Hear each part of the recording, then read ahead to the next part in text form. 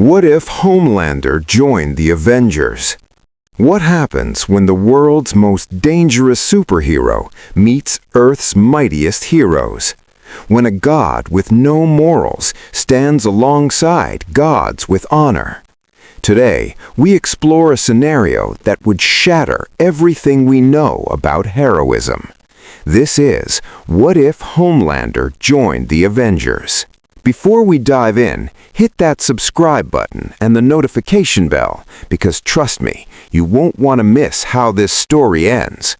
And drop a comment telling me, do you think the Avengers would survive Homelander, or would he destroy them from within? Let's begin. Our story begins not in the Marvel universe, nor in the world of the boys, but in the space between realities. The multiverse, that infinite web of possibilities, has been damaged. It started with a ripple, a tear in the fabric of reality caused by an experimental device created by Vought International. They called it Project Gateway, an attempt to access parallel dimensions for military applications. But they didn't understand what they were unleashing. On the other side of that tear, in another universe, Dr. Strange felt the disturbance immediately. Strange stood in the Sanctum Sanctorum, his hands weaving through mystical symbols in the air. The eye of Agamotto glowed with warning. "Something's coming through," he whispered, "something powerful and wrong." He immediately contacted the Avengers. Meanwhile, in Homelander's universe, chaos erupted at Vought Tower.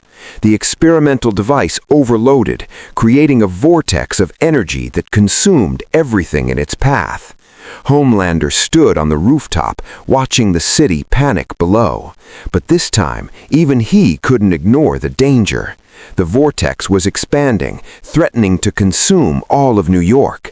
For once in his life, John, Homelander, felt something he'd never experienced before: genuine fear. Not fear of death, but fear of irrelevance, fear of being forgotten. As the energy reached him, his last thought was his image, his brand, his adoring crowds. And then everything went white. Homelander woke up in what looked like a holding cell. But this was no ordinary cell. The walls hummed with energy, and through the transparent barrier he could see heroes. But they weren't any heroes he recognized. A man in red, white, and blue armor stood with his arms crossed, radiating authority and judgment. Beside her, a woman with red hair watched with calculating eyes. A man in metal suit hovered nearby, scanning him with technology. And behind them all, a massive green figure waited, restrained but ready. Captain America stepped forward. "Who are you, and how did you breach our dimension?" Homelander's mind raced. He was trapped, contained by technology he didn't understand, facing heroes he'd never heard of. But John had spent his entire life performing, manipulating, maintaining his image. He smiled, that perfect, practiced smile that had sold 1,000,000 action figures. "I'm Homelander," he said, injecting just the right amount of confusion and humility into his voice. "I'm a hero, just like you. I don't know how I got here, but I was trying to save my city when something happened. A portal, an explosion. I need to get back. My people need me." Tony Stark's HUD displayed impossible readings. This man, whoever he was, had power signatures off the charts, strength comparable to Thor, flight capabilities without any visible propulsion, heat vision that could rival the Power Stone. But something felt off. "Jarvis, run a complete analysis, behavioral patterns, micro-expressions, stress indicators."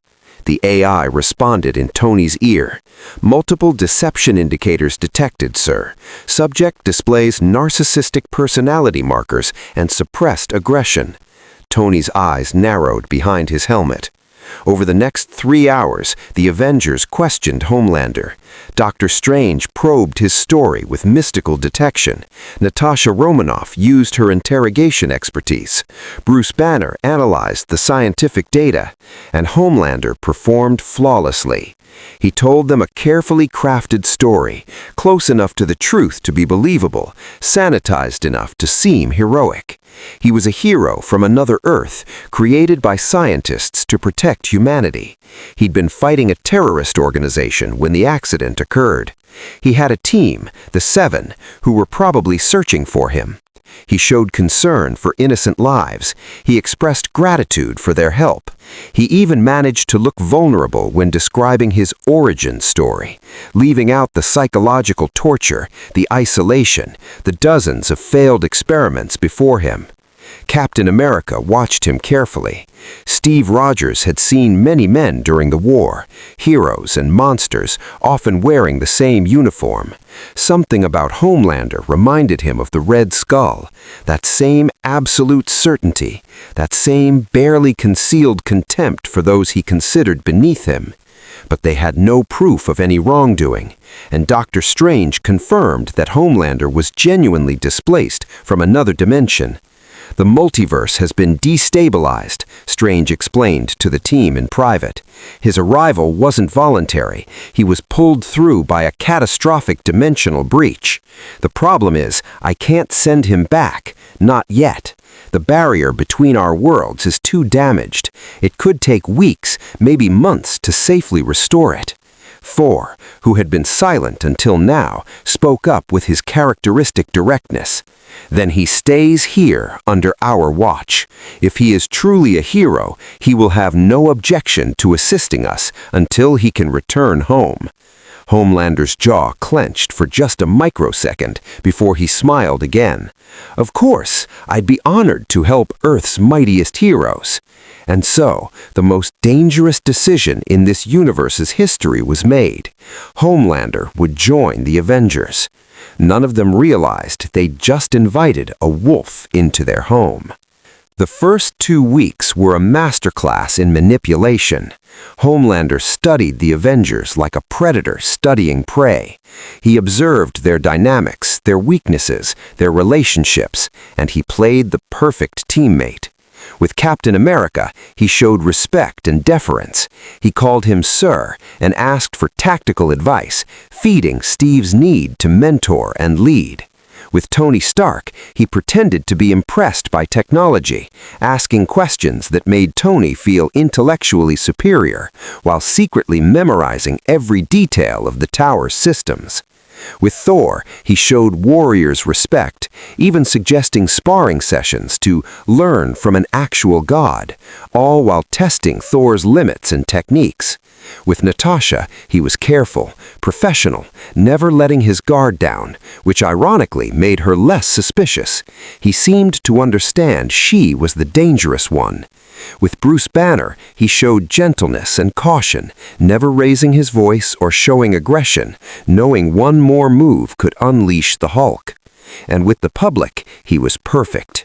The media loved him, a new hero from another dimension, fighting alongside the Avengers. The story wrote itself. Within days, merchandise deals were being negotiated. Within a week, he'd been on 3 talk shows. Homelander was in heaven. The first real test came when Hydra attacked a SHIELD facility in Eastern Europe. The Avengers deployed as a team, with Homelander integrated into their formation. Captain America gave the orders: secure the facility, minimize civilian casualties, capture Hydra leadership for interrogation.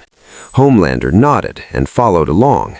At first, the battle was intense. Dozens of Hydra agents with advanced weapons, 3 enhanced soldiers with super strength, and a hostage situation with SHIELD personnel trapped inside. Captain America coordinated the team with precision. Thor created a lightning storm to disable their vehicles. Iron Man took out their heavy weapons. Black Widow infiltrated to free the hostages. Hulk served as their immovable front line. And Homelander? He saw an opportunity. While the others were coordinating, following rules of engagement, Homelander flew straight into the facility. Heat vision cut through walls and enemies alike. In 30 seconds, he'd eliminated every Hydra agent in the building. When the smoke cleared, the hostages were safe. The threat was neutralized. Mission accomplished. But Captain America wasn't smiling. "You broke formation. We had a plan. Those men could have been interrogated, could have provided intelligence on Hydra's operations." Homelander turned to him, and for the first time, he didn't bother hiding his contempt. "Those were terrorists holding hostages. I saved those people. I ended the threat. Isn't that what heroes do, Captain? Or do you prefer to let terrorists live so you can have a conversation with them?" The tension was thick. Thor's hand moved to his hammer. Tony's repulsors began to glow. But Steve Rogers had fought in a war. He'd made hard calls. And technically, Homelander wasn't wrong.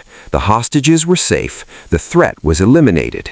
Still, something felt wrong about the way Homelander had enjoyed it. The casual brutality, the lack of remorse. We do things differently. Here, life is precious, even our enemies' lives. We use lethal force when necessary, but we don't start with it. Understood? Homelander's smile returned, softer now, apologetic. "Of course, sir, I'm sorry. In my world, we dealt with threats more directly. I'll follow your lead from now on." But as they flew back to the tower, Natasha caught Tony's eye and activated their private comm channel. "He's lying." "I know," Tony replied. "Jarvis, increase surveillance on our new friend. I want to know everything." The second incident came 3 days later. Homelander was doing a press conference, something he'd volunteered for, naturally. He was talking about the honor of serving alongside Earth's mightiest heroes when a reporter asked an unexpected question.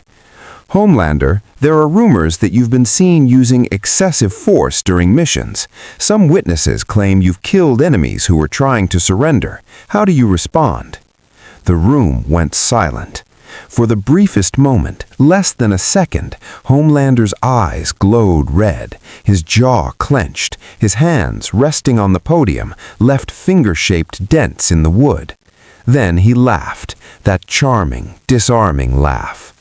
"That's absurd. I've been following the Avengers protocols to the letter. Captain America himself can vouch for that. These rumors are probably started by Hydra sympathizers trying to divide us. Next question." But the damage was done. The clip went viral. Frame-by-frame analysis showed his eyes glowing, showed the rage beneath the surface. Tony Stark watched the footage in his workshop, replaying it over and over. "Jarvis, compile every second of footage we have on Homelander. I want psychological analysis, behavior patterns, everything." The AI worked for several hours. When the results came back, Tony didn't like what he saw. "Sir, the subject displays classic signs of antisocial personality disorder with narcissistic features. He shows no genuine empathy, only learned behavioral responses. His micro-expressions indicate contempt for those around him, carefully masked. I detect patterns consistent with a high-functioning psychopath." Tony stared at the screen. "So we've got an all-powerful psychopath pretending to be a hero. Great, just great. Now I want to ask you something. If you were Captain America in this situation, what would you do? Would you confront Homelander directly, or would you gather more evidence first? Drop your answer in the comments. I'm genuinely curious what you all think." That evening, Tony called an emergency meeting without Homelander. The team gathered in a secure conference room.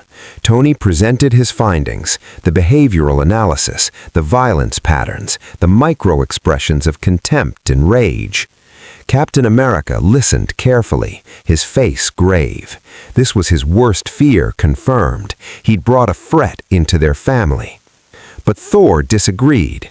We have no proof of actual wrongdoing. Yes, he is aggressive in battle. Yes, he enjoys glory, perhaps too much.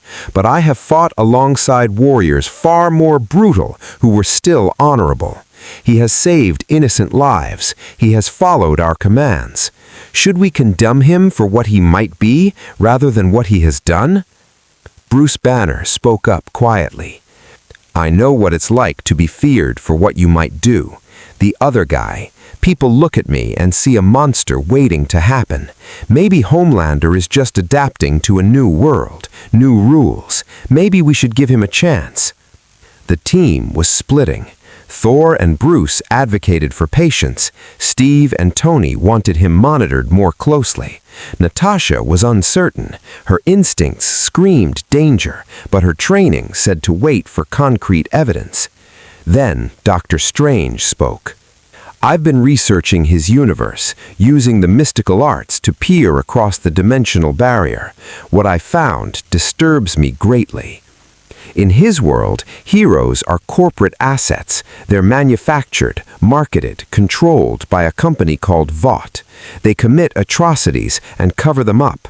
They're worshipped like gods, but act like tyrants. And Homelander? He's the worst of them. I've seen glimpses of his true nature, the murders, the cover-ups, the innocent people he's killed to protect his image. He's not a hero. He's a monster wearing a hero's face. The room fell silent. Finally, Steve Rogers spoke.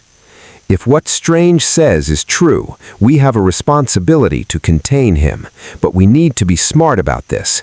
He's as powerful as Thor, maybe more. If we confront him directly and he decides to fight, the collateral damage could be catastrophic.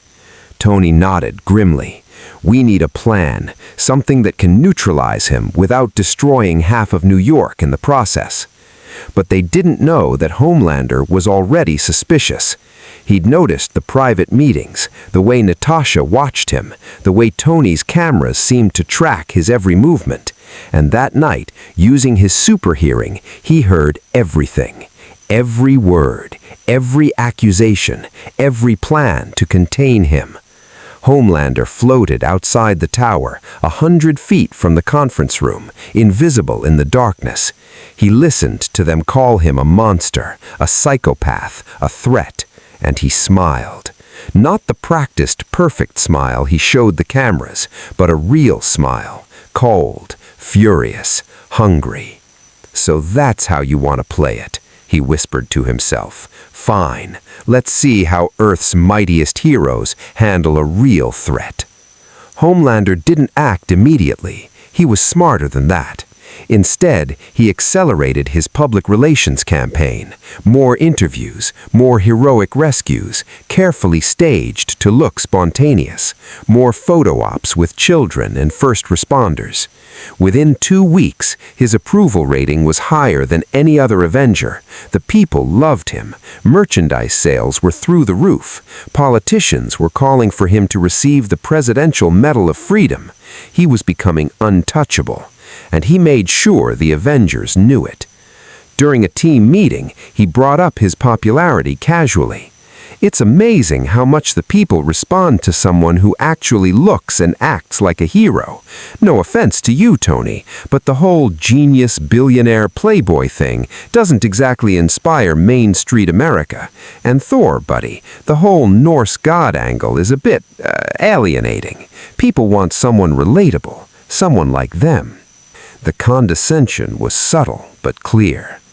We don't do this for popularity contests. Steve felt his jaw clench. Homelander's smile was razor sharp. Of course not, Captain, but it doesn't hurt to have the people on your side. After all, aren't we supposed to be protecting them? Shouldn't they love us for it? The situation came to a head during what should have been a routine mission.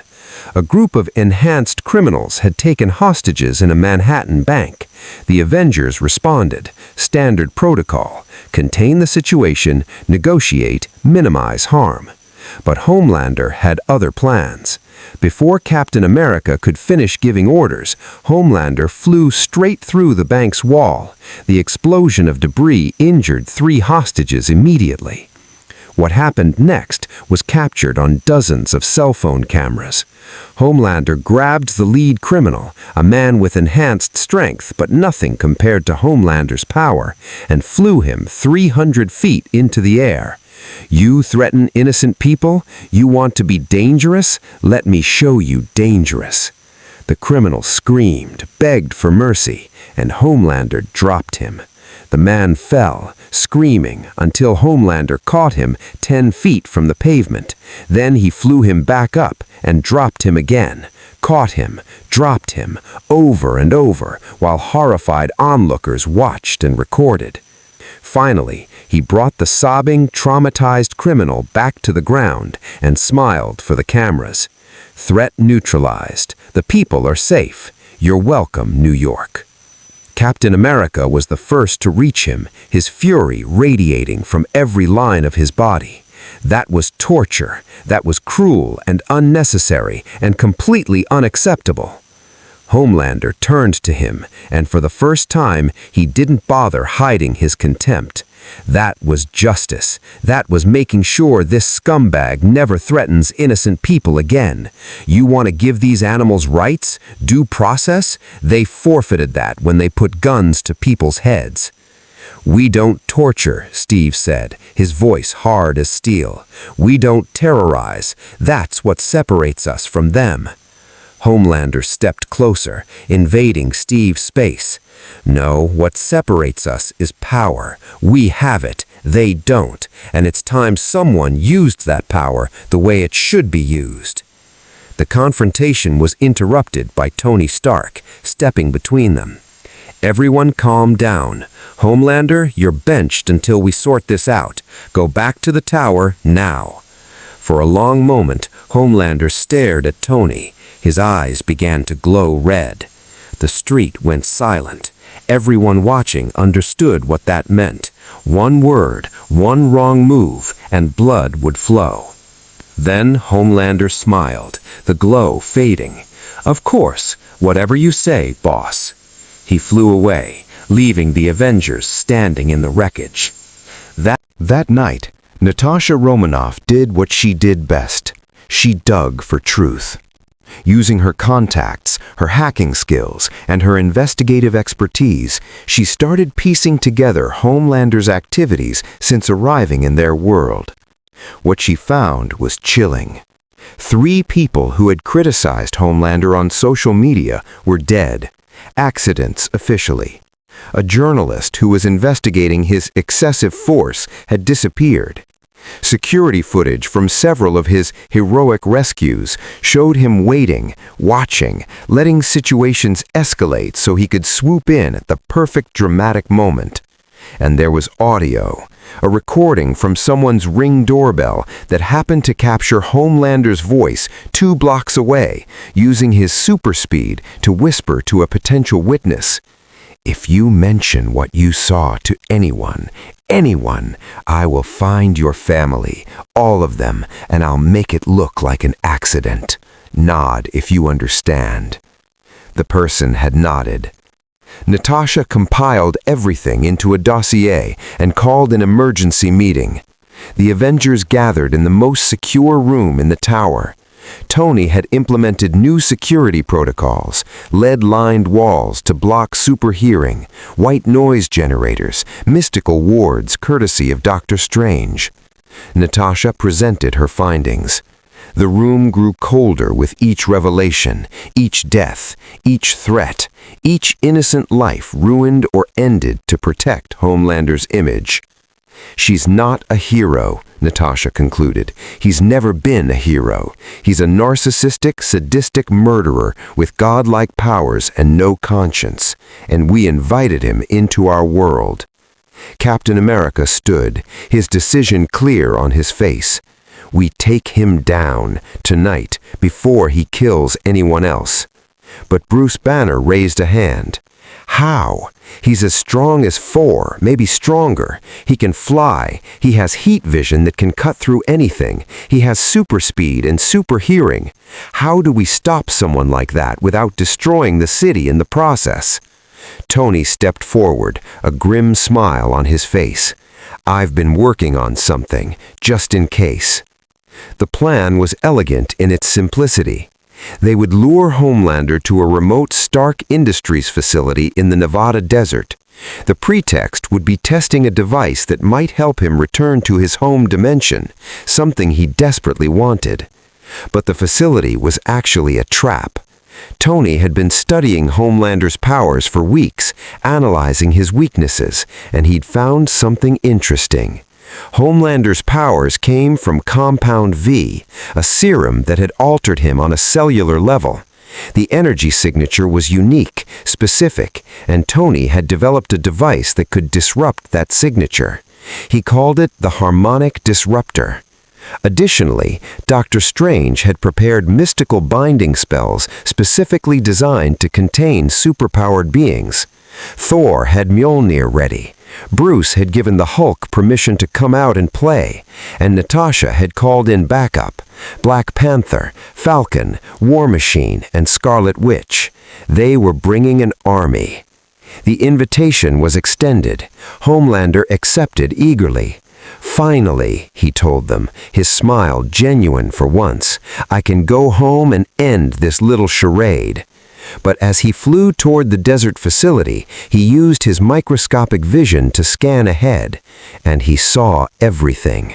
The weapons, the heroes hiding in position, the energy emitters pointing at the central platform.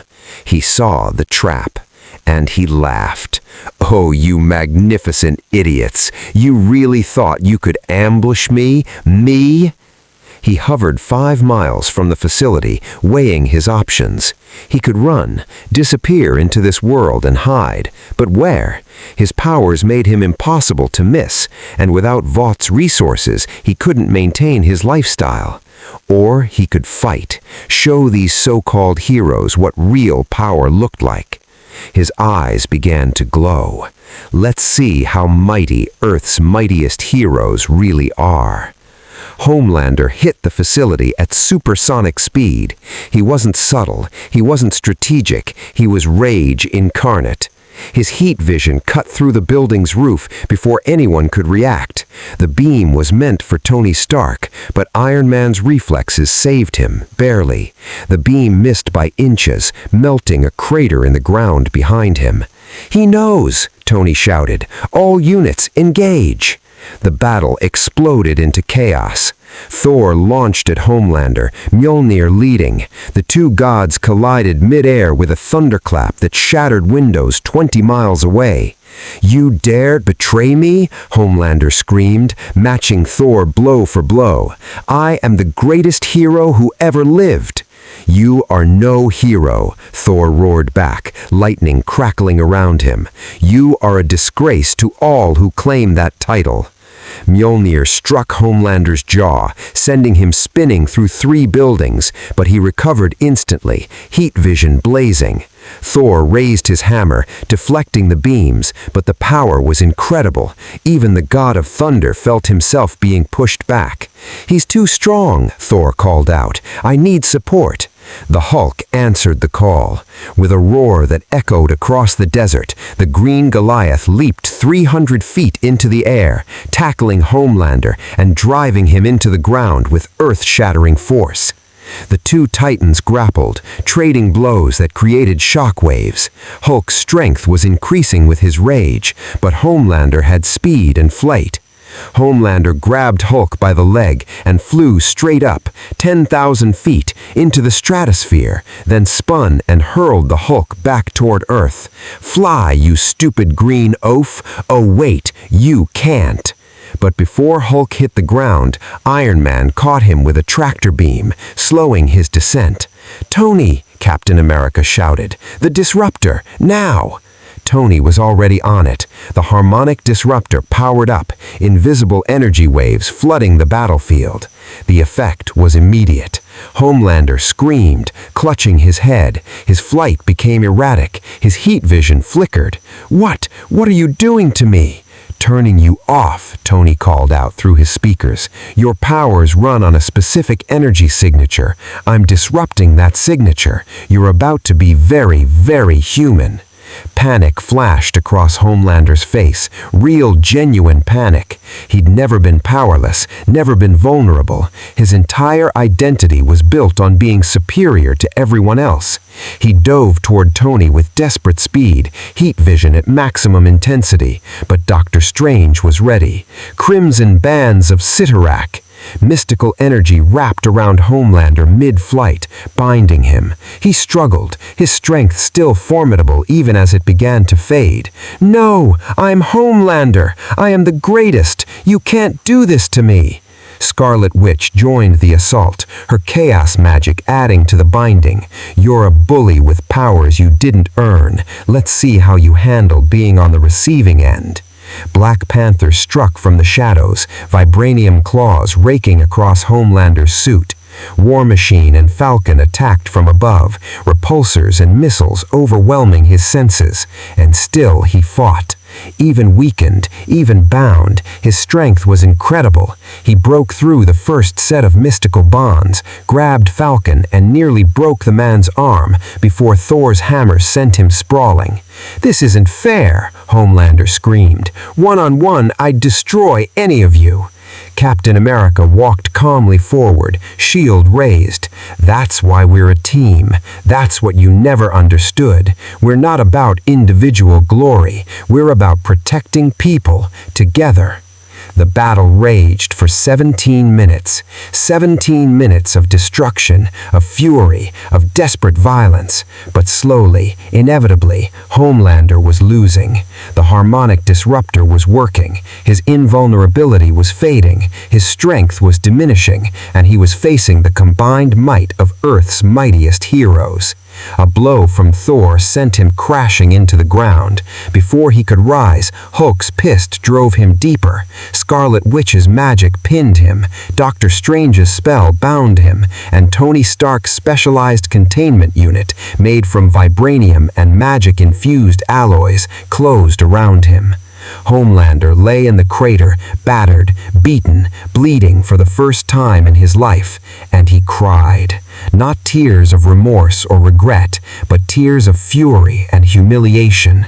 "You don't understand," he sobbed. "I'm supposed to be the hero. I'm supposed to be loved, worshipped. You've ruined everything." Natasha knelt beside the containment unit, her face unreadable. "You were never the hero. You were just a broken child given too much power and no conscience. In your world, that was enough, but not here." Homelander looked up at her, hate burning in his eyes. "I'll get out somehow, and when I do, I'll kill every single one of you. Slowly, I'll make you watch each other die." Steve Rogers looked down at him with something that might have been pity. "No, you won't, because you're going somewhere you can never hurt anyone again."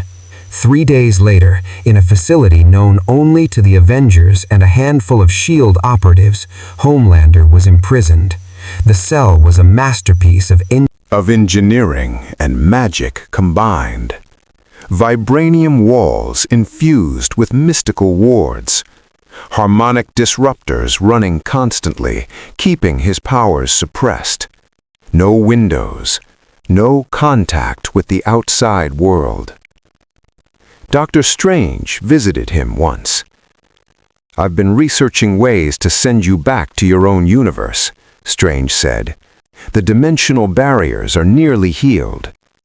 Homelander looked up, hope flickering across his face. "However," Strange continued, "I've seen what you did there, the innocent people you murdered, the corruption you enabled. Sending you back would be condemning that world to more of your tyranny." The hope died. "So you're leaving me here, to rot?" "No," Strange said quietly. "I'm giving you a choice. Spend your life in this cell, or I can remove your powers permanently and release you into the general population of a normal prison." Homelander laughed bitterly. "That's not a choice. That's torture. I'd be torn apart in a week." "Then you understand what it feels like to be powerless, to be afraid. Perhaps over time you'll develop something resembling empathy." Strange turned to leave, then paused. There's a third option. The Ancient One once told me that the multiverse is vast and full of possibilities. I could send you to a reality where you can start over. No powers, no history, just a chance to be human. Homelander stared at him. And why would you do that? Because I believe in redemption, even for monsters.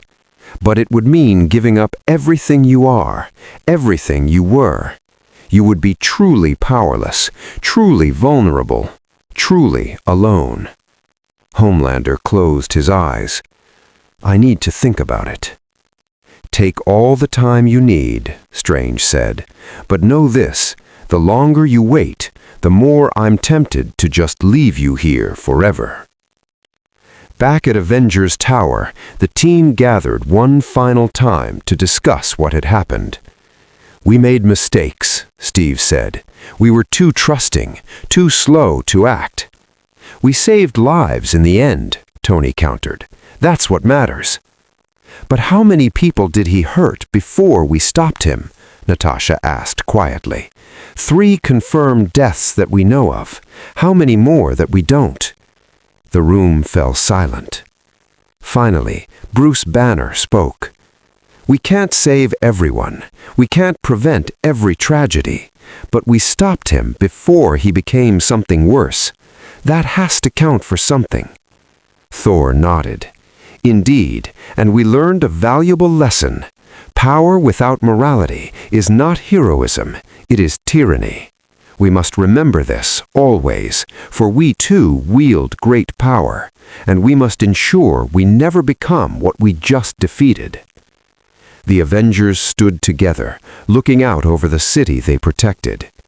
They had faced a new kind of threat, not an alien invasion, or a mad titan, or a mythological god, but something more insidious, more dangerous, a monster who looked like a hero. And they had won, but the victory felt hollow, because they knew the truth. In the vastness of the multiverse, there were countless others like Homelander, countless threats wearing friendly faces, and next time they might not see it coming. So what do we do? Tony asked. Steve Rogers turned to his team, determination clear in his eyes. We stay vigilant, we trust each other, and we remember what we're really fighting for. Not glory, not fame, but the simple right of every person to live in safety and peace. Avengers, Thor said, raising his hammer. Today we stood together against a great evil. Tomorrow we stand ready to face whatever comes, for Midgard, for justice, for those who cannot protect themselves. They stood together, Earth's mightiest heroes, guardians of a fragile world. And somewhere, in a cell far beneath the ground, Homelander sat in darkness and contemplated the only choice he had left: to remain a monster in chains, or to become human at last. And that's where our story ends, for now. What do you think happened to Homelander? Did he take Dr. Strange's offer? Could someone like him ever truly change? Drop your thoughts in the comments below. I read every single one, and I love hearing your theories. If you enjoyed this deep dive into what would happen if Homelander joined the Avengers, make sure to hit that like button and subscribe for more multiverse scenarios. Next time, we'll be exploring what if Darth Vader led the First Order. Trust me, you won't want to miss that. Until then, remember, true heroism isn't about power, it's about what you do with it. This has been your storyteller, and I'll see you in the next adventure.